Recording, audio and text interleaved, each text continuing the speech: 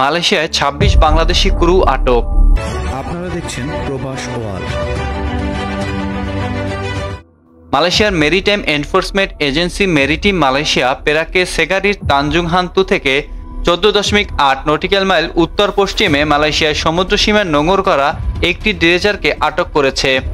মঙ্গলবার ২ জুলাই সরকারি news agency Bernama জানিয়েছেন, দেশটির Perak maritime director captain Mohammad Shukri Khotab বলেছেন, চীনের ফুজোতে নিবন্ধিত চুয়াংহং 68 নামক বালি নিষ্কাশন ড্রেজার জাহাজটি নোঙর করা অবস্থায় পাওয়া গেছে।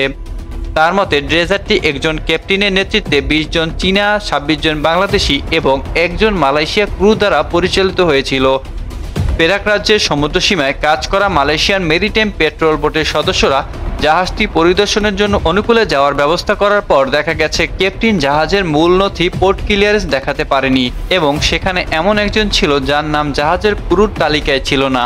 মোহাম্মদ শুকরি আরও বলেন, পরিদর্শনে ৬০ ব্যারেল তরল পেট্রোলিয়াম গ্যাস এলপিজি পাওয়া গেছে। সমস্ত ক্রু এবং জাহাজের মার্চেন্ট শিপিং অর্ডিন্যান্স ১৯৭২ এবং সরবরাহ নিয়ন্ত্রণ আইন ১৯৬১-র অধীনে তদন্তের জন্য আটক করা হয়েছে।